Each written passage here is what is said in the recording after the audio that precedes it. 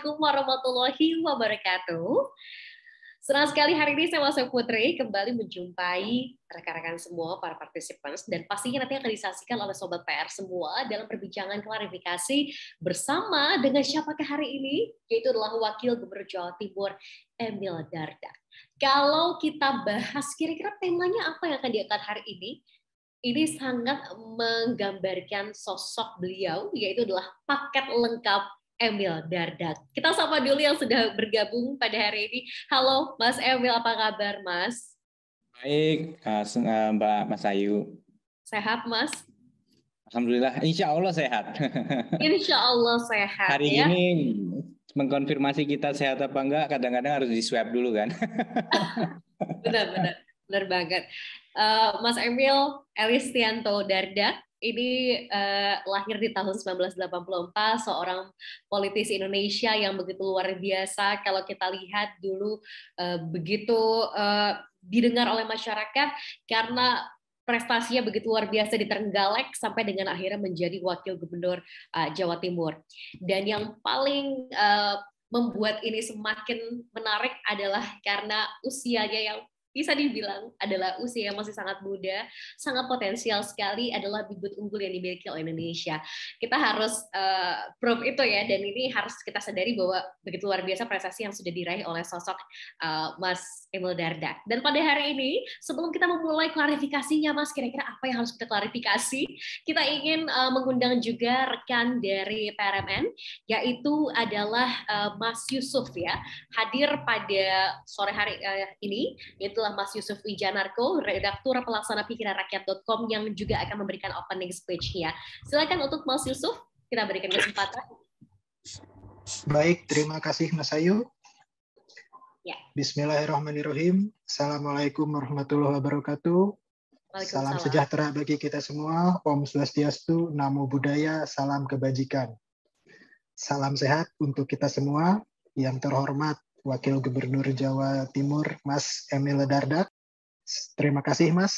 Selamat datang di acara kami yang kami sebut dengan klarifikasi. Mudah-mudahan tidak seperti merasa sedang diinterogasi begitu ya, tetapi ini sesuai dengan judulnya klarifikasi. Ini semoga bisa menjadi ruang bagi kita semua. Ini juga menjadi ruang bagi pemimpin daerah, bukan hanya pemimpin yang ada di skala nasional, tetapi juga bagi pemimpin di daerah, untuk bisa hadir langsung, berkumpul kita dalam satu ruangan yang sama dengan para pemimpin redaksi yang menjadi keluarga besar Pikiran Rakyat Media Network.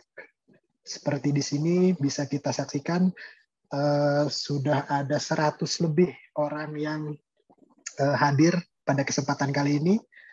Jumlah mitra Pikiran Rakyat Media Network hingga saat ini jejaring kami sudah mencapai 210 mitra. Bahkan pada tahun lalu kami memecahkan rekor muri sebagai media online berjaringan pertama yang mengusung konsep ekonomi kolaboratif.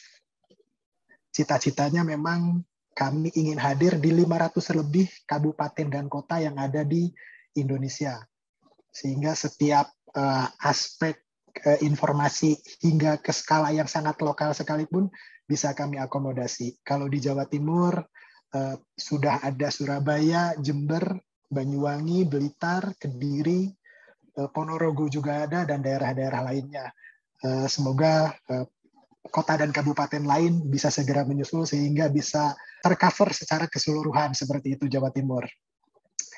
Dan tentu saja pada kesempatan kali ini nanti akan ada banyak pertanyaan dari para pemimpin redaksi dan keluarga besar Pikiran Rakyat yang ada di sini terkait keresahan dan lain sebagainya.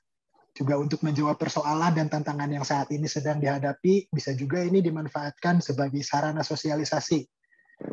Entah itu program atau pencapaian kerja Mas Emil dan juga Pemprov Jatim saat ini. Pikiran Rakyat Media Network saat ini juga terus membangun inkubator kemandirian ekonomi di berbagai daerah agar lebih banyak orang yang memang bisa bekerja dan berpenghasilan melalui industri informasi seperti itu.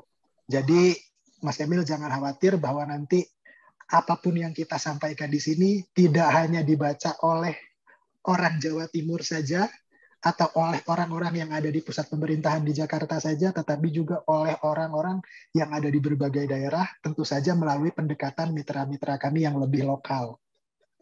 Seperti itu, pada akhirnya memang apa yang kami lakukan ini menjadi bagian dari upaya kami untuk berpihak kepada masyarakat kecil.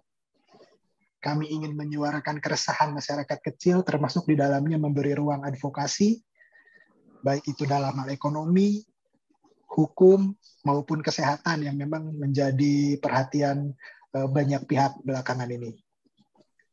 Itu saja sambutan dari saya. Sekali lagi terima kasih Mas Emil atas kehadirannya pada kesempatan kali ini. Mari kita berdiskusi, mari kita menemukan solusi dari berbagai persoalan sebagai bagian dari kolaborasi Pentahelix antara media massa dan pemerintah. Terima kasih. Saya kembalikan kepada Mas Ayu. Oke, baik, terima kasih banyak Mas Yusuf sudah memberikan opening speech-nya dan mengenalkan PRMN artinya kepada Mas Emil Dardak ya. Mas Emil, ini kalau kita menggambarkan paket lengkap ya, seorang Mas Emil Dardak sebagai seorang youngsters dengan prestasinya begitu luar biasa, menjadi Bupati Trenggalek itu di usia berapa Mas Emil? 30, waktu itu 30-31 ya. 30 tahun sudah menjadi bupati, luar biasa sekali. Tapi yang menarik adalah kalau kita quote unquote ya, ini prestasinya dalam bidang pendidikan juga begitu luar biasa. Tapi mungkin tidak banyak ya anak-anak muda yang merasa terpanggil untuk terjun ke politik, dan seorang Mas Emil Dardak dengan latar pendidikan yang begitu luar biasa akhirnya terjun ke dunia politik. Tapi yang menarik, suka suka bermain musik juga, di satu sisi juga dalam sisi pendidikan sangat excellent, tapi terjun juga ke politik. Sebetulnya menyanyi itu dan bermain musik bagi sosok Mas Emil tuh seberapa pengaruhnya sih dalam hidup gitu? Apakah balance nih? Oke, otak kanan otak kirinya belajarnya ini exactnya oke, tapi main musik juga demikian. Gimana sih awalnya Mas? Boleh ceritain dong, sampai akhirnya tergerak juga untuk terjun ke politik. Jadi kalau ngomong soal musik ya gitu ya, tapi tadi ngomong paket lengkap, kalau saya mikirnya malah paket hemat ya. Paket hemat. Biasanya kita nyari paket hemat, Mbak. Iya. Jadi paket hemat kali ya kalau saya nih. Jadi dari sisi ini musik ya kan, ada orang yang memang senang musik gitu ya, senang musik, senang mendengarkan lagu gitu. Nah, saya tergolong memang senang menikmati musik dan banyak dari kita senang menikmati musik ya.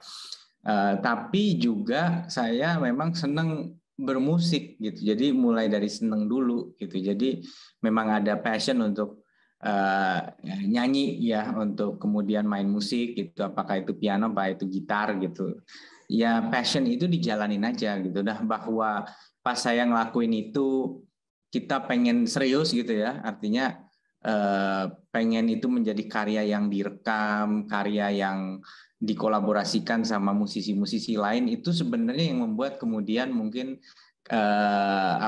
hobi bermusik ini agak istilahnya muncul ke permukaan sebagai sesuatu yang ditekuni dengan serius gitu. Jadi ya itu sih klasifikasinya. Nah, kalau ditanya membantu nggak ya, untuk membalance, bermusik itu passion ya gitu. Jadi dan sebagai passion, kalau kita ngelakuin sesuatu sebagai passion, tentunya itu bikin kita bahagia, bikin kita seneng gitu.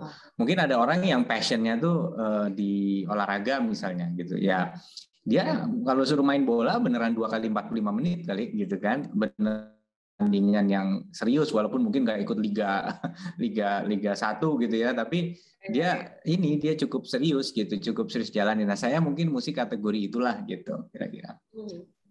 Mas Emil, tadi ada yang belum terjawabkan. Suka musik, pendidikan begitu luar biasa gitu ya. Ini kayaknya kalau ibu-ibu lagi hamil, doain semoga anakku seperti Mas Emil pinter gitu ya. Tapi yang menarik adalah kenapa nih terjun ke politik gitu? For some people ketika kuliah di luar kembali mungkin bikin startup. Anak-anak muda kan sekarang seperti itu hype-nya gitu ya. Kerja di multinational company. Tapi berbeda dengan Mas Emil Dardak. Why politics? Dan saya nggak langsung terjun ke politik sebenarnya, karena kan kalau tadi saya selesai S3 kan sidang saya tahun 2007. Dan pada saat saya nunggu sidang, dari saya menyerahkan disertasi saya sampai sidang itu, saya memulai bekerja di World Bank, di Bank Dunia. Gitu. Nah, sebagai ekonom, konsultan ekonomi dan keuangan, financial dan economic specialist gitu, ekonomis. Nah, jadi dan itu saya jalankan dari 2006 akhir sampai saya maju ke pilkada kan 2016 tuh ya, saya dilantik. Artinya hampir 10 tahun gitu. Bahkan sebelum saya di World Bank itu, saya juga sudah cukup banyak berkegiatan kerja gitu ya di bidang infrastruktur gitu. Dari 2003 saya ikut menjadi panitia tim yang mempersiapkan konferensi menteri-menteri infrastruktur se-Asia Pasifik gitu. Jadi cukup lama juga saya bekerja di bidang yang tadi Mbak sebut sebagai bidang yang tipikal diminati oleh lulusan-lulusan perguruan tinggi gitu, atau yang berkesempatan mungkin belajar di luar Indonesia misalnya. Nah, tetapi kemudian kok tiba-tiba setelah berkarir sekian lama saya masuk ke politik, itu memang nggak direncanakan. Saya nggak pernah gitu punya cita-cita waktu ngambil S3. Jadi kalau waktu dulu saya memutuskan mau S3 cepat, itu udah saya planning dari saya masih SMA di Singapura gitu. Jadi saya di sana, saya udah baca buku karyanya Sumitro Joyo Hadikusumo, ayahnya Pak Prabowo, Menteri Pertahanan kita. Beliau tuh dulu Menteri Ekonomi dan ekonom top lah di Indonesia gitu. Nah, saya lihat di buku itu beliau ternyata lulus S3 umur 25 apa 26 dan muda, dan saya terpacu saya harus lebih muda lagi gitu kan. Jadi saya punya target waktu itu paling cepat usia 21, idealnya 22, paling lambat 23 itu harus sudah lulus gitu. Nah, itu saya planning tuh mau sekolah di mana sampai supaya bisa selesai nih gitu. Tapi ya alhamdulillah sekolah luar negeri saya ada beasiswa gitu, sehingga bisa sekolah tanpa memberatkan orang tua ya. Dari mulai SMA itu kami kebetulan karena selesai juara 1 siswa teladan di Jakarta, terus saya tertolong untuk mendaftar ke beasiswa ASEAN. Jadi sekolah di Singapura dan terus. Nah, jadi itu jalur yang saya tempuh waktu itu gitu. Dan itu saya planning gitu. Saya nanti selesai S3 gitu di sini, dan saya pengen kerja di World Bank. Itu udah saya rencanakan dari bahkan saya dari SMA tuh memang senang sama World Bank gitu. Dan akhirnya beneran bisa. Awal saya di World Bank istilahnya hanya perannya agak minor ya, gak terlalu banyak lah gitu. Tetapi habis itu setelah selesai S3 saya benar-benar involved di garis terdepan gitu, benar-benar ngurusin proyek energi geotermal yang nilainya triliunan gitu ya, mengurusi penguatan jaringan listrik di Jawa Bali waktu itu, dan masih banyak lagi lah yang kita urus di Bank Dunia termasuk. Nah, tapi pas yang ke politik ini memang harus kita akui bahwa peta politik kita berubah ya, terutama terhadap pilkada gitu. Dan momen ini harus kita akui, pilkada yang paling legendaris itu adalah Pilgub Jakarta 2012.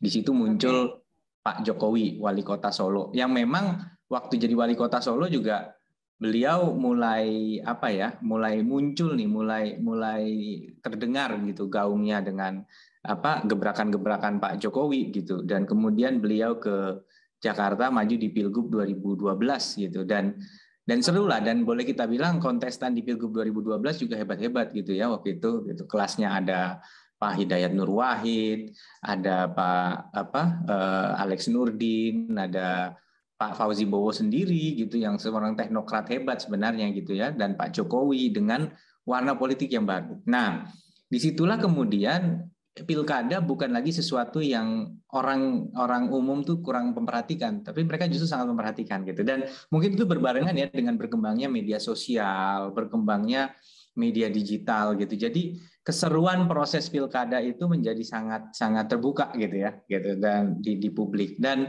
habis itu gelombang kedua muncullah tokoh-tokoh gitu ya. Prestasi-prestasi kepala daerah yang lain mulai dilirik gitu ya. Misalnya Pak Azwar Anas di Banyuwangi, Bu Risma di Surabaya gitu. Dan muncul tokoh baru, Kang Ridwan Kamil di Bandung, Kang Bima Arya di Bogor kan gitu ya. Pak Dani Pomanto di Makassar, muncullah gitu tokoh-tokoh yang kalau kita lihat latar belakangnya Kang RK itu arsitek, ya kan? Arsitek gitu tiba-tiba bisa jadi wali kota. Kang Bima Arya dosen, walaupun memang aktif di PAN tapi beliau lebih kental dosennya gitu. Terus bisa jadi wali kota di Bogor gitu. Jadi ini terbangun gitu sejak 2012 tuh makin terbangun ketertarikan terhadap publik terhadap pilkada. Nah, nggak berarti kemudian saya pengen jadi wali kota waktu itu nggak gitu ya, cuman atau saya jadi bupati, tapi partai-partai juga kemudian melirik wajah-wajah baru, Mbak. Jadi partai-partai itu nyari nih gitu. Nah, waktu itu kemudian akhirnya adalah tersambung komunikasi antara saya dengan tokoh-tokoh partai politik gitu. Ada di Trenggalek dan ada di satu daerah lagi lah, nggak usah saya sebut gitu. Waktu itu sempat ada terjalin komunikasi dan akhirnya kemudian mereka membuka pintu buat saya yang jelas-jelas belum berorganisasi politik sama sekali waktu itu, lebih banyak berkiprah sebagai orang kantoran ya, untuk kemudian maju di pemilihan bupati di Trenggalek gitu. Jadi itu jalan ceritanya dan saya waktu itu Mbak, sambil kerja di BUMN penjaminan infrastruktur, itu saya tiap Jumat sore saya ngejar pesawat terakhir ke Surabaya. Naik mobil ke Trenggalek, beraktivitas biasanya dari Sabtu pagi sampai Minggu malam saya ngejar pesawat subuh hari Senin, subuh saya ke Jakarta langsung kantor. Itu saya lakukan secara rutin terus-menerus sampai kemudian akhirnya saya harus mengundurkan diri karena resmi menjadi calon. Jadi kurang lebih prosesnya 6-7 bulan lah gitu. Akhirnya kemudian saya mengambil keputusan berat untuk mengundurkan diri dari BUMN dan dicalonkan oleh 7 partai politik waktu itu di Trenggalek. Oke, ini menarik ya. Kalau boleh kita kasih semangat buat anak muda, seorang Emil Dardak dia memplanningkan semuanya sejak SMA, jadi bisa dibilang persisten begitu ya, dan semuanya nih passion, semuanya all in. Makanya temanya hari ini adalah paket lengkap. Jangan dibilang paket hemat ya, Mas Emil ya. Oke. Paket hemat kita kalau makan aja nyari paket hemat ya. Iya, kalau makan aja nih. Oke, Mas Emil hari ini karena banyak teman-teman kita juga dari berbagai daerah yang join, kita ingin menyapa ada Mbak Apriani Alfa dari Jombang Update. Halo Mbak Apriani Alfa. Halo, Mas Ayu. Mendengar suara saya? Mbak Apriani. Dengar Mbak. Silakan Mbak Apriani punya pertanyaan apa nih untuk Mas Emil Dardak? Silakan. Ya. Assalamualaikum warahmatullahi wabarakatuh. Waalaikumsalam. Salam sehat Mas Emil.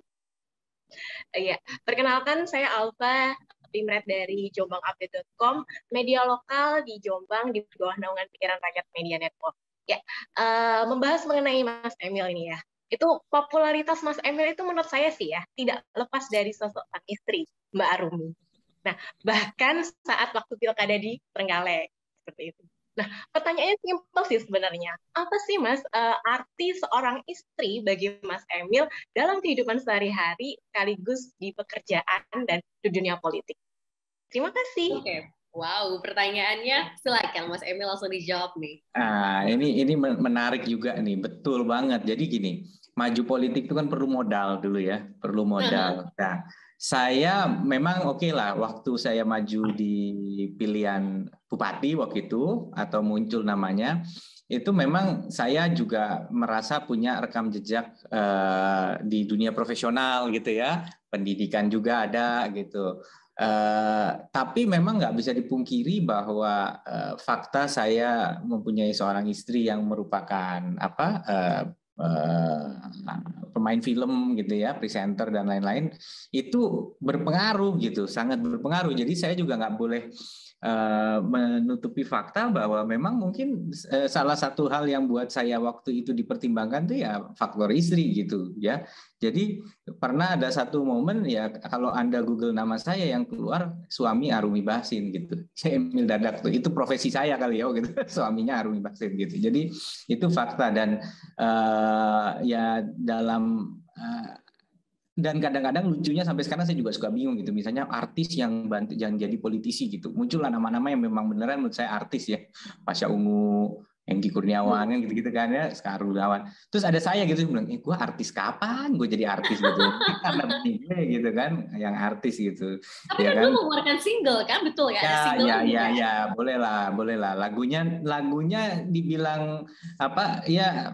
Ya dibilang jadi penyanyi betul juga sih. Tapi saya juga nggak bisa memastikan bahwa jangan-jangan juga lebih jadi artisnya lagi karena karena faktor pasangan, walaupun kita juga pernah berkiprah di situ. Nah, tadi pertanyaannya Mbak Alfa kan, terus gimana sih peran istri sehari-hari? Ya penting banget gitu, karena ya itu partner kita gitu, dan keputusan waktu dulu mau maju di Trenggalek itu juga diobrolin banget sama istri gitu, dan dia juga kaget gitu, serius masuk politik gitu.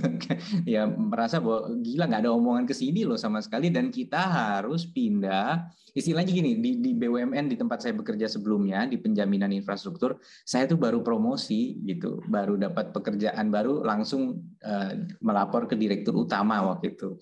Dan istilahnya ya dari sisi fasilitas sebagai eksekutif perusahaan tuh ya cukup nyaman lah di Jakarta. Kita juga baru pindah ke rumah yang baru mulai niti rumah, terus anak juga masih kecil banget gitu kan.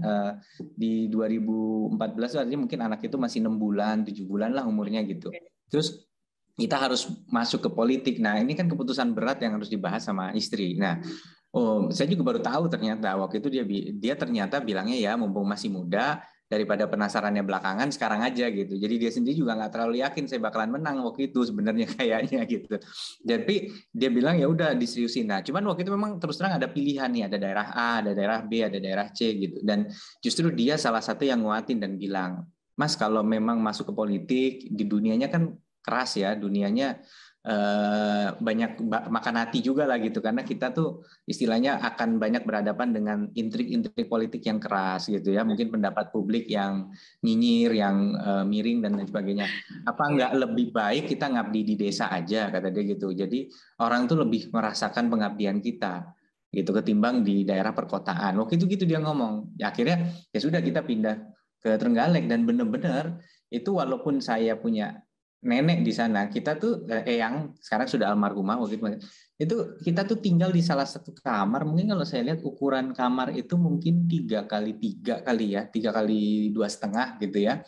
Saya, istri saya, anak saya, dan kita pakai kasur yang nggak pakai dipan, ditaruh di bawah gitu. Terus kita beli lemari. Saya benar waktu itu lemarinya tuh toko-toko Disney gitu aja, cuman beli ya bener-bener seadanya banget gitu. Kita tinggal di sana bareng-bareng anak itu.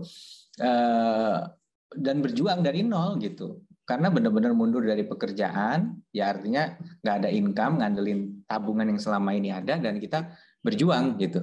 Tapi saya juga janji gitu, nggak akan penasaran lagi habis itu gitu. Saya bilang oke, ini satu kita coba, kita maju, ya kalau enggak ya sudah kita akan bangun lagi karir lagi gitu di dunia profesional gitu. Jadi ya itulah penguatan dari istri gitu, dan saya nggak memutuskan itu sepihak, karena yang akan menerima konsekuensinya juga istri dan anak kan gitu. Jadi itulah, dan alhamdulillah juga memang selama kampanye ya faktor dia juga membantu banget gitu, faktor istri. Cuman tiba-tiba hamil itu pas lagi kampanye.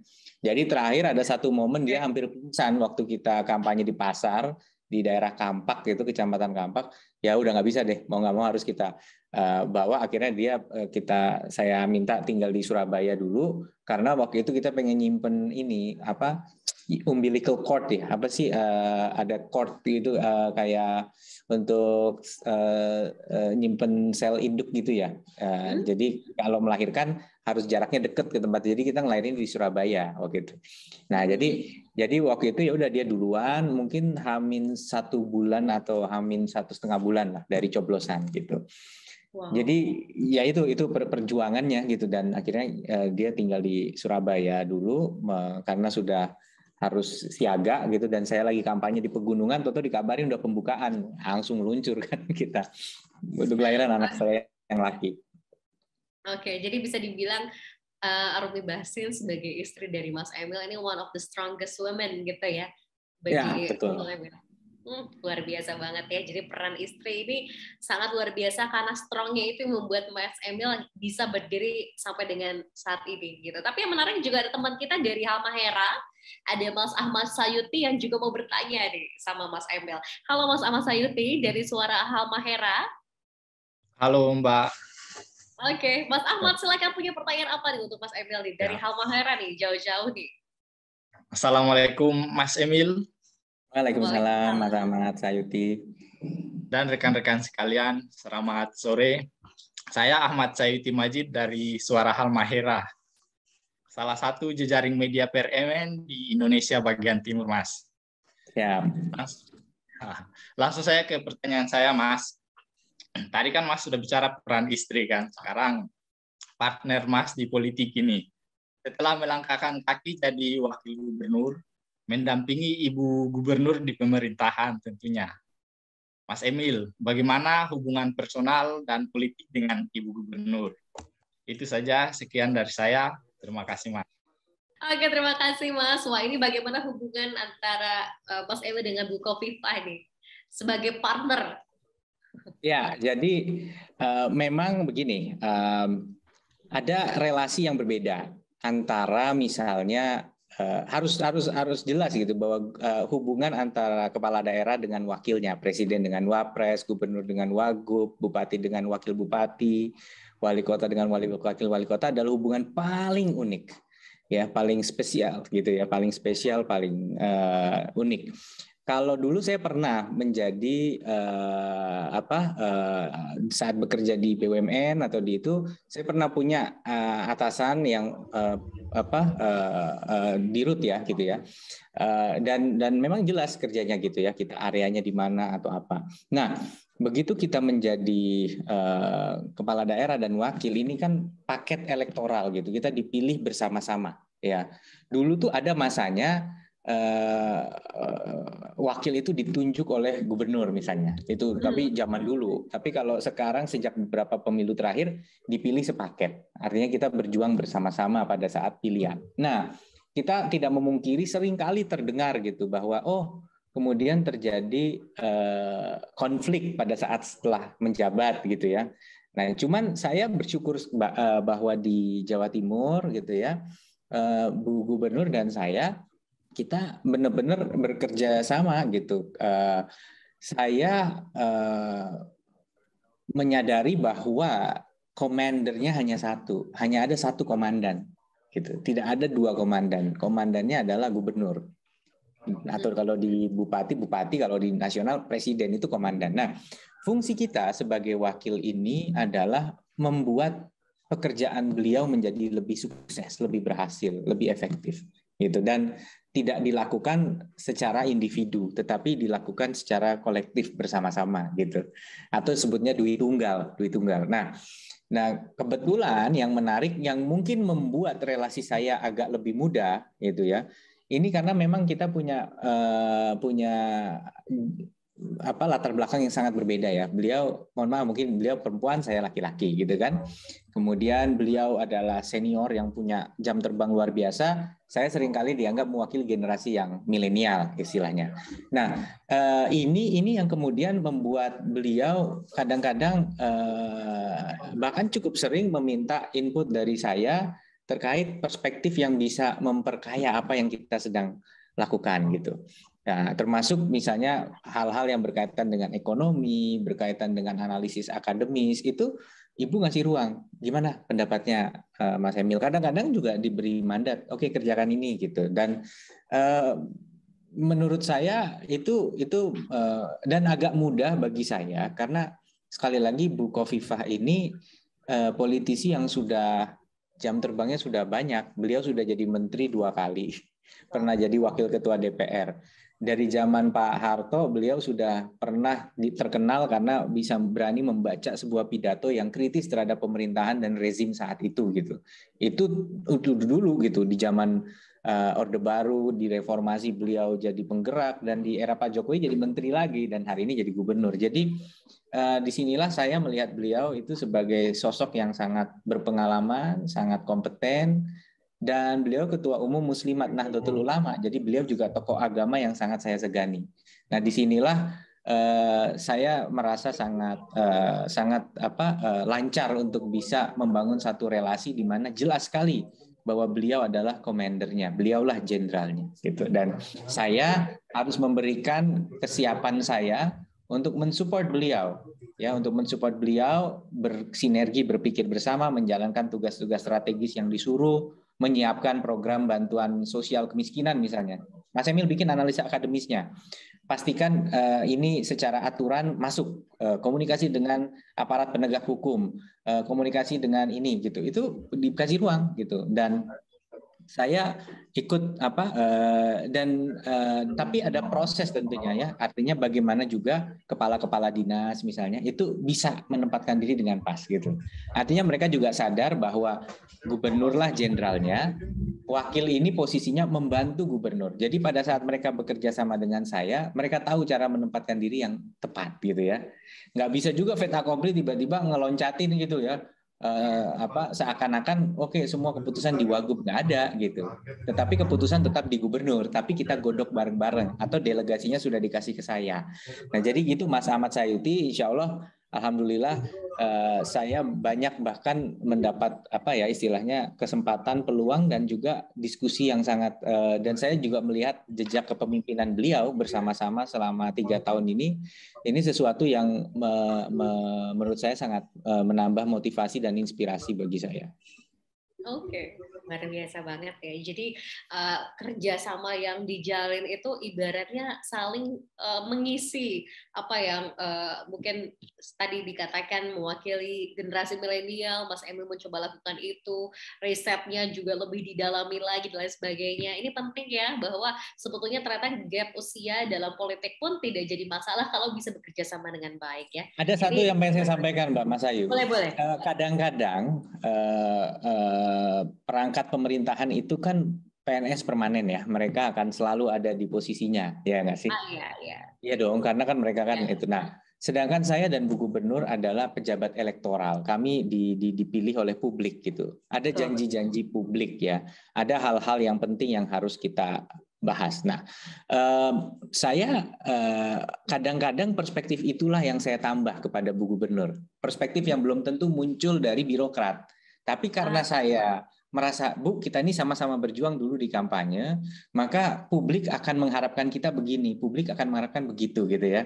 Dan kita harus tahu bahwa hari ini suka tidak suka, masyarakat melirik daerah-daerah lain juga, daerah lain ngapain. Nah, pernah satu waktu itu saya ngintip daerah lain ngapain gitu, ya. Termasuk pada saat Ibu minta, Mas Emil tolong kasih masukan refocusing kita berapa baiknya, gitu. Refocusing, ya tentu sesuai kebutuhan. Tapi kalau sesuai kebutuhan nggak bakalan cukup. Nah, pernah saya kemudian menganalisa Jakarta, Jabar ini segini. Saya share tuh di grup gitu. Ada yang nyeletuk balik, kalau kita sesuai kebutuhan aja Pak. Saya bilang, saya kasih, ini angkanya sesuai kebutuhan, saya lempar. Jauh lebih besar daripada itu, dan nggak mungkin kita penuhi. Artinya bahwa kadang-kadang mereka nggak menyadari komparatif itu juga ada pentingnya. Gitu. Artinya bagaimana sih sebenarnya perspektif politik, ini nggak bisa dipisahkan dari kebijakan publik, tapi tetap jangan semata-mata politis semua. Gitu. Nah, disinilah kadang Bu Gubernur dan saya, kita suka istilahnya tektokan lah gitu ya. Kita tektokan, kita ini bahwa ya saya berusaha menjaga, karena prinsip saya begini, bahwa saya akan berkinerja dengan baik manakala gubernur saya berkinerja dengan baik. Pasti saya akan mendapatkan manfaat sebagai wakil yang mensupport gubernur yang berkinerja baik gitu. Jadi manakala ada ruang di mana saya yakin ini bisa menjadi input pertimbangan yang baik, saya nggak sungkan-sungkan nyampaikan ke Bu Gubernur, dan ya di situ ada chemistry-nya, kita diskusi terus akhirnya kita bisa, dan lama-lama kepala-kepala dinas juga juga sudah satu ritme lah dengan kita gitu. Kita bisa sama-sama ngerti, dan nggak ada nih kecurigaan kalau pas lagi Pak Wagub lagi begini tuh ini untuk dirinya sendiri atau untuk Bu Gubernur, kan itu yang bahaya kan gitu. Nah, sekarang udah nggak ada, karena kepala dinas tahu gitu bahwa enggak, ini nggak mungkin, agenda ini semua sepengetahuan dan untuk Ibu Gubernur, kira-kira gitu. Wow, ini menarik ya, komparasi tadi dilakukan juga begitu, melihat bagaimana daerah-daerah lain, dan ini menjadi inspirasi juga pasti untuk wilayah mungkin provinsi-provinsi lain ya. Ini inspirasi banget dari Mas Emil. Oke, kita akan lanjut ke Mbak Ayunida dari Kabar Besuki. Halo Mbak Ayunida. Halo. Selamat sore. Assalamualaikum warahmatullahi wabarakatuh. Selamat sore Mas Emil dan rekan-rekan. Saya dari Kabar Besuki dari jaringan PRMN daerah Banyuwangi. Saya mau bertanya nih, sebagai seorang wakil gubernur Jawa Timur, apa sih tantangan terbesarnya dan apa saja target program pemerintah Jawa Timur tahun ini? Terima kasih. Wow, oke, baik. Silakan Mas Emil, kayaknya pasti udah hafal banget nih jawabannya nih. Ada dua macam pertanyaannya, sebagai wakil gubernur Jawa Timur atau sebagai pemerintah provinsi Jawa Timur, dan itu tentu dua hal yang berbeda. Kita harus akui bahwa sebagai wakil gubernur Jawa Timur, saya sudah cerita tadi kan seninya bagaimana mengelola relasi dan menyadari posisi dan peran gitu ya.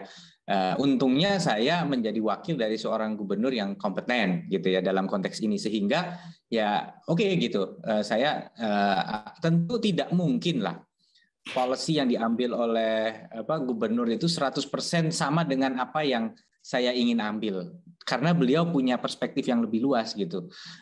Di meja beliau ada tumpukan berkas yang lebih banyak, ada stakeholder yang lebih luas yang harus beliau perhatikan, yang belum tentu masuk ke dalam pemikiran saya, sehingga tidak mungkin sama persis apa langkah yang diambil oleh beliau dengan apa yang saya lakukan gitu. Nah, ini yang selalu saya hormati, saya hargai gitu. Jadi pada saat orang misalnya mengatakan kenapa Ibu A, kenapa Ibu B, saya bilang ya buat saya pasti akan lebih sederhana melihat segala permasalahan, karena kompleksitas itu tidak nyampe ke saya tapi ada di levelnya Ibu gitu ya. Walaupun akhirnya karena kita berkomunikasi saya dapat info terkait kompleksitas A, B, C dan ikut membantu untuk menyelesaikan itu. Nah, itu positioning sebagai wakil tadi itu tadi harus benar-benar menempatkan diri dengan tepat gitu ya. Kalau kita kemudian tidak menempatkan diri dengan tepat, kita akan menjadi wakil gubernur yang hanya dua pilihannya. Bahasa Jawanya istilah kebanteran itu, kemudian malah dalam arti kita itu malah menghilangkan efektivitas kinerja tim, atau sebaliknya kita terlalu pasif sehingga kontribusi kita menjadi kurang efektif gitu. Nah, tapi sebagai Pemprov Jawa Timur secara keseluruhan, Jawa Timur ini provinsi yang tergolong maju di Indonesia. Volume perekonomiannya kedua terbesar di Indonesia gitu ya. Kedua terbesar di Indonesia. Anggarannya tidak kedua terbesar ya. Anggarannya masih lebih besar Jawa Barat. Tadi saya baru hitung katanya sekitar 70% anggarannya Jawa Barat lah gitu kita. Tapi ekonomi kita justru terbesar kedua. Jadi dibandingkan dengan setelah Jakarta adalah Jawa Timur. Tapi di Jawa Timur itu ada dua dunia. Banyak anak-anak yang jadi juara olimpiade. Tapi banyak juga daerah-daerah yang angka putus sekolahnya masih tinggi, rumahnya belum punya sanitasi. Jadi ini ada dua dunia, dua masalah. Nah, ekonomi kita itu tidak bisa sepenuhnya mengandalkan sumber daya alam ya di Jawa Timur. Luas kita 48.000 km persegi, penduduknya 40 juta. Sebagai ilustrasi, di Malaysia luasnya 3 kali lipat Jawa Timur hampir. Penduduknya cuma 30 juta. Di Belanda luasnya 42.000, lebih kecil sedikit tapi hampir sama, penduduknya cuma 17 juta. Australia penduduknya 27 juta, jauh lebih luas lagi dari kita. Artinya apa? Memang tidak, patokannya bukan hanya sekedar luas ya, tapi bahwa memang ini provinsi yang amat sangat padat. Amat sangat padat. Nah, oleh karena itu kita harus benar-benar mendorong lapangan kerja yang memang sifatnya lebih bernilai tambah tinggi, membutuhkan intelektualitas tinggi. Sedangkan kita masuk di era disrupsi yang luar biasa sekarang. Jadi pekerjaan itu terbagi, entah pekerjaan yang benar-benar istilahnya sangat-sangat ini ya mungkin skillnya tidak terlalu diperlukan, tetapi juga income-nya tidak tinggi. Atau benar-benar pekerjaan yang benar-benar high level thinking, engineer kelas tinggi, kreator kelas tinggi gitu ya. Nggak bisa tuh pekerjaan nanggung-nanggung bermodalkan ijazah S1, terus kita pinter ngetik, pinter ngelola, itu udah cukup. Enggak, itu kerjaan itu yang mulai tergantikan oleh mesin, tergantikan oleh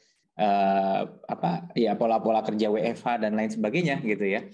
Orang sekarang pembukuan tergantikan oleh cashless transaction sekarang ya kan gitu. Jadi udah otomatis tinggal bank ngeprint gitu udah cukup, nggak perlu lagi ada yang ngurus pembukuan tiap hari dan lain sebagainya. Nah, inilah yang kemudian pola yang terjadi ini menjadi tantangan buat kita, karena sistem edukasi kita ini pun juga sedang kita benahi sekarang kan. Nah, makanya untuk Jawa Timur ini dua dunia. di satu sisi saya akan bicara ya bersama Freeport mengenai smelting plant. Kita membuat katoda tembaga, bagaimana industri turunan petrokimia, bagaimana industri turunan dari material dolomit misalnya mengandung magnesium. Pokoknya high tech banget lah kita bicara mengenai kawasan ekonomi khusus digital, klaster animasi yang kita kembangkan di Malang. Wah, Millennial Job Center, program kita untuk memberdayakan anak-anak muda menuju profesi digital seperti content creation, 3D printing, data scientist, dan lain sebagainya. Yang mungkin kalau saya pergi ke desa, itu suka ditanya, Pak, kami itu masih lapar, Pak, gitu. Itu terlalu jelimet itu. Bapak tuh mentang-mentang lulusan luar negeri kali ya, gitu kan, mikirin sesuatu yang nggak berurusan sama kami. Tapi kalau itu nggak kita lakukan, Jawa Timur akan kehilangan daya saingnya untuk tadi menjadi motor ekonomi gitu. Karena 1/5 perdagangan volumenya Indonesia itu ada di Jawa Timur. 1/4 manufacturing industri adanya di Jawa Timur. Tapi bukan berarti kita melupakan hal-hal yang sederhana gitu. Hal-hal yang sederhana apa? Ya kita tetap harus mikirin nih, misalnya ya, oh ternyata kedelai ini untuk pengrajin tahu itu ternyata mulai naik harganya. Apa ya langkahnya? Oh nih peternak-peternak sapi nih gitu kan. Sebenarnya harga mulai naik. Ini peternak sapinya yang jual mahal atau jangan-jangan ada masalah lain seperti pakan harganya naik. Karena apa? Oh, karena supply dari bahan pakannya itu juga naik karena pengaruh harga dunia misalnya gitu. Nah, ini hal-hal seperti ini dua-dua ini kita urus sebenarnya gitu. Jadi kadang-kadang pada saat energi ini kita investasikan ke ekonomi masa depan, kepada industri 4.0, kepada data big data dan lain-lain. Ini secara politik juga kalau kita ngomong jumlah orang ya, secara kuantitas ini nggak menarik. Nggak menarik secara politik ya gitu. Karena apa? Karena hal-hal ini hanya dipahami oleh segelintir orang gitu ya, segelintir saja yang memahami gitu. Nggak kebayangkan saya kemudian turun ke suatu daerah yang dominan pedesaan terus bicara mengenai ini loh tren artificial intelligence, big data gitu kan. Ngenanya apa buat saya, buat petani? Kita butuh yang jelas aja, pupuk subsidi jangan langka dan lain-lain gitu. Nah, tapi jangan dipikir karena kita ngurusin ini nggak diurusin gitu. Ya, contohnya kenyataannya pada saat kemarin COVID, kita fokus cuma 3 hal kok. Satu, kita fokus menangani kemiskinan, ya kan? Dan kita pengen menurunkan kemiskinan pedesaan gitu. Yang kedua, kita fokus kesehatan. Yang ketiga, pertanian. Gitu. Dan alhamdulillah walaupun kamu nggak boleh klaim sendiri, ini bukan prestasi Pemprov sendiri, tapi semua pihak terlibat, itu ya Jawa Timur menjadi produsen padi terbesar, sapi potong terbesar, telur terbesar, kemudian juga dan kemiskinan pedesaan itu dari 300.000 lebih warga miskin yang terentaskan, 240 ribuan itu dari desa gitu, sehingga kemiskinan desa kita menjadi yang terendah dalam 10 tahun terakhir gitu. Itulah yang kemudian bahwa kita ini fokus juga kepada desa gitu. Tetapi ingat ya, komposisi penduduknya itu 50% di desa, 50% di kota. Jadi itu tantangan terbesarnya Mbak Nida, bahwa secara jumlah penduduk dan isu tentunya urusan-urusan yang tadi itu lebih secara politis lebih rewarding lah, lebih menghasilkan secara elektoral gitu ya. Ngomong soal bagi-bagi program yang sifatnya bangun jalan apa segala macam gitu kan, ngerapiin dan dandanin jalan dan apa, dan memang itu penting ya, saya nggak ngomong itu, tapi yang ini juga nggak boleh ditinggal tuh, ekonomi masa depan, animasi, digitalisasi dan lain sebagainya. Walaupun saat kita merintis jumlah orang yang terlibat yang memahami itu sedikit, nah tapi harapan kita ini adalah investasi masa depan. Jadi kita berusaha bagaimana jangan kita menduduki satu amanah publik hanya berpikir politiknya toh, tapi tidak memikirkan kemaslahatan jangka panjang.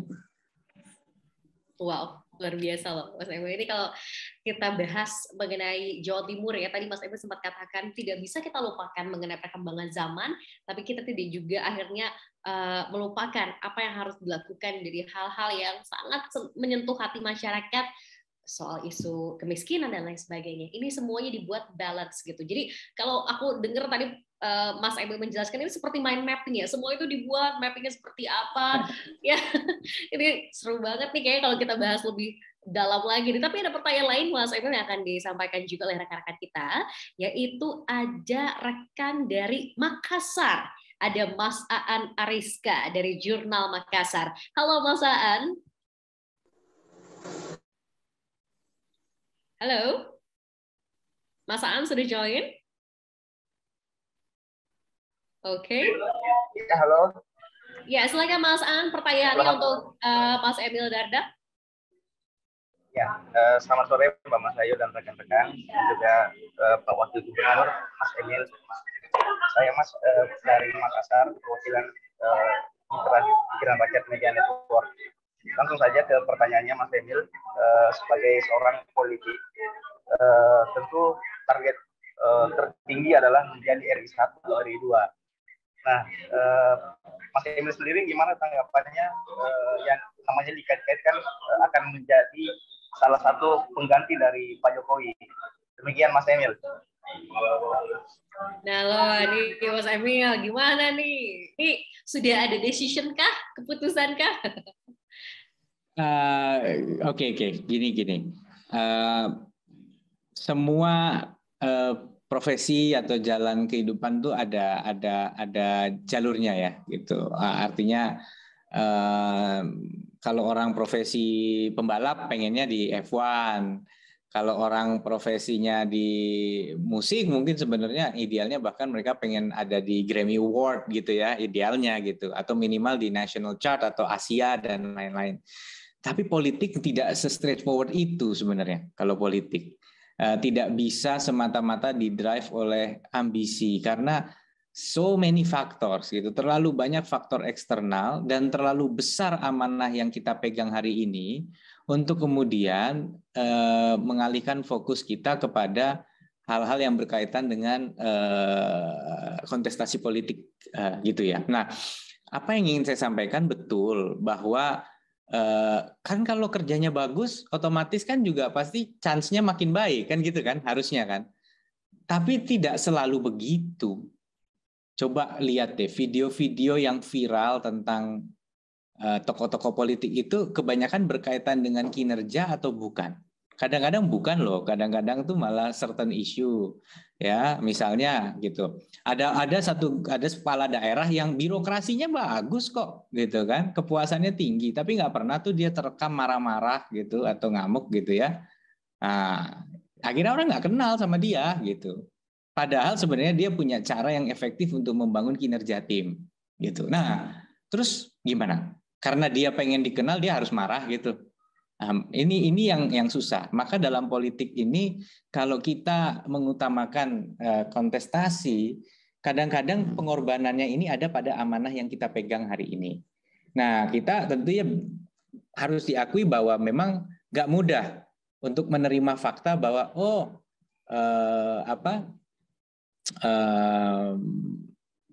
kinerja saya tidak linear dengan katakanlah elektabilitas misalnya gitu kan.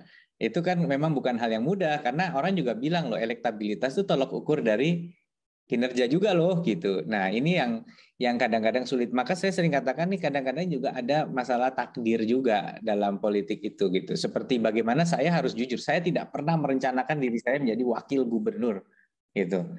Dari bupati jadi wakil gubernur itu memang juga ada situasional yang ternyata Bukoviva memerlukan wakil yang komplementer dengan beliau, mewakili generasi muda tapi punya pengalaman kepala daerah dan merepresentasikan wilayah Mataraman. Waktu itu jelas kriterianya. Mataraman itu Jawa Timur yang bagian perbatasan Jawa Tengah, Kediri, Madiun, Trenggalek, Tulungagung dan lain-lain lah gitu ya. Jadi dan mewakili nasionalis gitu. Artinya ibu sangat, walaupun saya ini sangat saya kader NU ya, tapi Nahdlatul Ulama, tapi tetap beliau itu ketua muslimat gitu kan. Nah, saya ini dianggap mungkin karena berasal dari sebelumnya di Jakarta, menjadi bupati di Trenggalek, Mataraman, dianggap merepresentasikan nasionalis. Jadi tidak di planning gitu. Saya tidak kemudian menyusun, tapi saya bekerja sebaik mungkin di Trenggalek yang ternyata saat itu adalah tingkat apresiasi yang cukup baik. Tapi seingat saya elektabilitas saya waktu dipilih itu sebenarnya belum tinggi, tetapi setelah saya ditetapkan jadi calon naik elektabilitasnya. Jadi setelah ditetapkan ya, setelah diumumkan ini calonnya, jadi sebelum dinyatakan resmi calon itu elektabilitas saya oke, tapi nggak yang peng gitu loh tinggi. Salah satu yang baik tapi tidak yang wah gitu ya, gitu. Tetapi dipilih karena tadi pertimbangan tadi background, mungkin juga kinerjanya bagaimana itu diteliti, terus akhirnya Bu Khofifah dan para kiai memilih saya sebagai wakil. Mungkin juga ada lah tokoh-tokoh politik lain yang saya jangan sebut lah di sini, sensitif ya, yang kemudian juga mensupport. Tapi Bu Khofifah sendiri mengambil decision final untuk memilih saya. Nah, sama dengan itu tadi, bahwa nama saya katanya masuk dan lain sebagainya, itu sesuatu yang menurut saya ya tentunya tidak boleh menjadi distraction terhadap amanah hari ini, gitu. Ya, jadi hari ini kalau ada isu yang penting, misalnya, oh saya harus ngurus, hari ini kita ada nih urusan birokrasi yang penting banget, yang butuh energi saya harus habiskan mungkin minimal 3-4 jam meeting soal itu, dan isinya nggak boleh saya buka ke publik, gitu kan. Jangan karena kemudian tiba-tiba ada ruang untuk kontestasi, lantas ini nanti aja lah, saya cari sesuatu yang lebih muncul, nggak bisa gitu. Tetapi ya kita coba balance juga gitu. Itulah sebabnya ya publik nih tolong ya, kalau kadang-kadang kita menampilkan apa yang kita kerjakan sekali-sekali, ya nggak perlu. Jangan lantas dipikir itu pencitraan gitu ya, atau apa. Karena memang publik juga, dari mana publik tahu pemimpinnya kerja kalau nggak begitu dipublikasikan. Nah, which is why itu juga penting. Ya mempublikasikan tuh nggak gratisan gitu, dalam arti bukan sesuatu effort yang sederhana. Kita perlu juga membuat tim SDM yang memadai, kemitraan yang memadai, kan kira-kira begitu ya. Nah, inilah yang saya harap juga publik bisa menerima manakala pemerintah melakukan juga upaya-upaya public relation, tentunya yang wajar ya. Itu artinya tidak di luar kewajaran gitu, karena ya ini penting gitu. Jadi kembali lagi kepada Pak Aan dari Makassar, ya kalau ditanya bagaimana nih, ya itu tadi, kalau di F1 semua pengen jadi pembalap F1, semua pengen masuk MotoGP, semua pengen main di NBA, semua pengen main di Champions League misalnya gitu ya. Tapi khusus untuk politik terlalu banyak faktor eksternal yang kemudian kadang-kadang tidak selalu linier dengan tuntutan amanah yang hari ini kita emban gitu, sehingga kita harus bisa menyikapi itu dengan proporsional, kira-kira gitu. Wow, ini jawabannya sangat komprehensif sekali, bagus banget. Jadi kita bisa nilai ya, kira-kira ke depan langkahnya seperti apa. Karena ini ada juga rekan kita yang mau bertanya nih Mas Emil. Ini yang terakhir akan ada rekan kita Zainal Mutakin dari Literasi News. Silakan Mas Zainal, punya pertanyaan apa nih untuk Mas Emil? Siap, terima kasih Mbak Ayu atas waktunya dan kesempatannya saya untuk bisa menanya di forum klarifikasi ini, sebuah kehormatan buat saya. Selamat sore Pak Emil. Sore. Izin Pak, saya nyambung sih dari pertanyaan sahabat tadi, Kang Dian. Ini berandai-andai kira-kira Pak. Ini soal berandai-andai. Karena yang namanya ke depan itu kan kita andai-andai nih Pak. Jikalau ini Bapak, andai kata gitu kan, kira-kira Bapak memilih di nanti itu apakah ke DKI gitu kan, nyalon menjadi Gubernur Jawa Timur, atau DKI gitu kan, atau di RI 1 gitu kan. Apalagi dengan wacana akan adanya revisi terkait undang-undang usia capres, kira-kira ada revisi gitu kan, ada revisi terkait capres usia 35. Kira-kira akan memilih mana Pak? Andai katanya gitu Pak. Pak Emil. Ini seperti ujian ya. Itu ABC. Ya, ujian. Kayak soal ujian nih. Terima kasih Mas Ayu. Andai kata ada soal ujian seperti ini, kira-kira mau jawab ABC? A, B, atau C? Ya. Dan Pak Mas Zainal Mutaki tahu betul bahwa dalam sejarah media bertanya hal seperti ini kepada siapapun yang menduduki jabatan publik atau di politik, pasti jawabannya sama, bahwa tidak mungkin menjawab sesuatu berbasis andai-andai kan.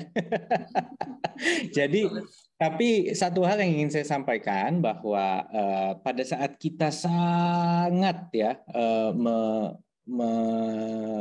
terjun di dalam apa yang kita kerjakan hari ini, kita seakan-akan bahwa ini sesuatu yang memang akan kita lakukan forever gitu. Artinya hari ini saya adalah abdi masyarakat di Jawa Timur, saya seorang wakil gubernur gitu ya. bersama dengan Bu Khofifah, saya ingin Bu Khofifah juga menjadi gubernur yang sukses gitu. Ya, ini format yang menurut saya bisa berjalan dengan ya pada saat kita fokus di Gojek, ya kita nggak akan mikir opsi A, opsi B, opsi C, pasti ya seakan-akan ini bahkan jalan terus gitu. Itu kan yang sebenarnya kita pikirkan dari sisi ya kita all in lah, sama lah kayak Mbak Mas Ayu mengerjakan sesuatu. Ya kalau yang namanya orang lagi semangat nggak mungkin mikirin soalnya besok saya akan ngerjain yang lain, kan nggak kan gitu. Jadi kalau ditanya sekarang kepada saya kan pasti begitu, naturalnya begitu, bahwa continuation dari apa yang diamanahkan hari ini akan menjadi hal yang sangat penting gitu. Tapi tidak ada satupun orang yang kemudian politisi yang bisa menjamin apa yang terjadi, jangankan 2 tahun ke depan, bulan depan aja nggak bisa dijamin gitu. Iya. Oke. Jadi kita lihat ke depan, tapi yang paling pentingnya adalah bagaimana Mas Emil dan juga Bu Khofifah terus bekerja sama, bisa mewujudkan apa itu program dan janji kepada masyarakat. That's the most important things yang harus dilakukan ya. Ini penting banget karena Jawa Timur ini luar biasa banget kalau kita lihat tadi dari sisi ekonominya, dari sisi manufaktur dan lain sebagainya, ini bisa dibilang di Indonesia ini 1/4, 1/4 semuanya di Jawa Timur. Oke. Nah, Mas Ayu itu biasanya Mas Emil punya kejutan kalau di akhir klarifikasi.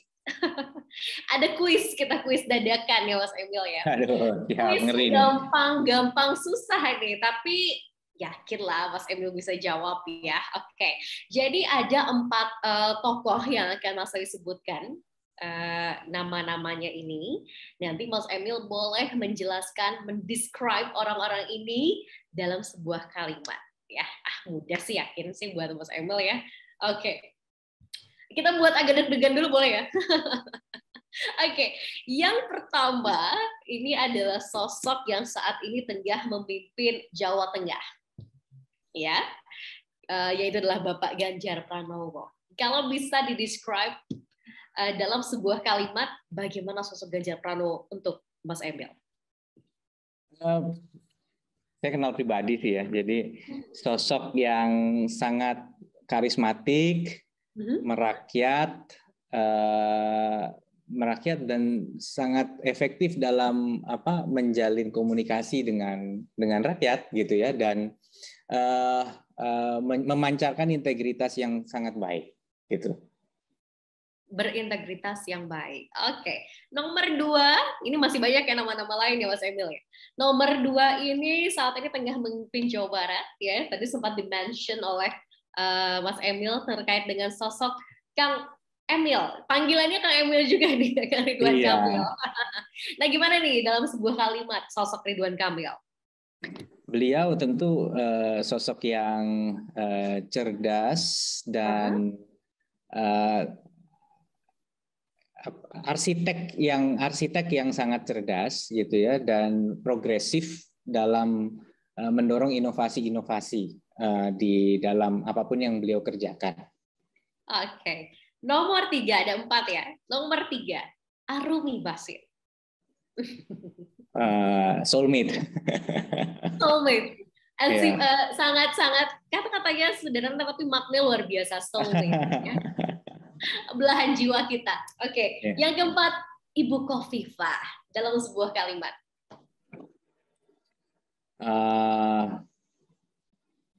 Pengabdian, apapun yang dia lakukan itu pengabdian. Jadi Bu Khofifah itu memang mengabdi, dan dalam pengabdian beliau ada kemampuan yang luar biasa secara intelektual, secara emosional, dan secara spiritual ya, untuk menjalankan pengabdian itu. Luar biasa.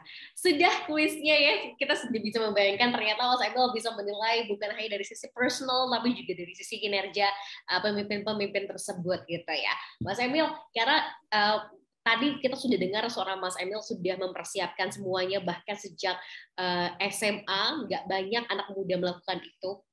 Di tengah literasi membaca yang juga harus terus ditingkatkan untuk anak-anak Indonesia. Apa pesan dari seorang Emil Dardak untuk para youngsters di luar sana, para milenial, agar mereka sadar bahwa 2045 ini Indonesia ke depan ada di tangan para pemuda-pemudinya? Apa yang ingin Mas Emil sampaikan?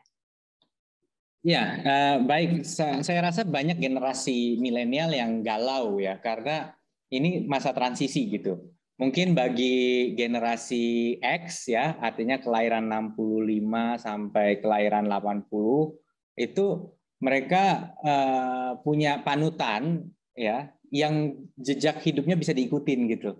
Ya, jadi sekolah yang rajin, ijazahnya bagus, kemudian dapat kerja mapan hidup, kerja di perusahaan yang mapan atau kerja di pemerintahan, pokoknya gitulah.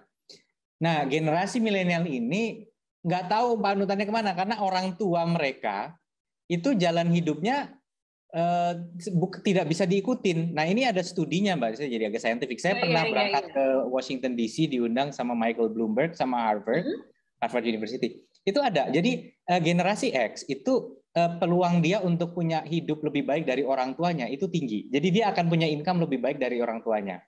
Tapi generasi muda sekarang itu trennya berubah. Kemungkinan kita lebih mapan dari orang tua kita tuh kecil dibandingkan dulu. Ya betul, itu terjadi fakta. That's the truth. Nah, kita jangan kemudian putus asa gitu, bahwa memang betul. Artinya jangan kemudian kita lantas takut gitu, karena artinya ini kanvas putih yang harus kita lukis gitu, kanvas putih yang harus kita lukis. Jadi saya tuh pernah bilang begini, bayangin deh kalau kita umur misalnya 35 gitu ya, 35 misalnya, kemudian kita ngerasa bingung, aduh gue salah jurusan deh dulu kuliah gitu.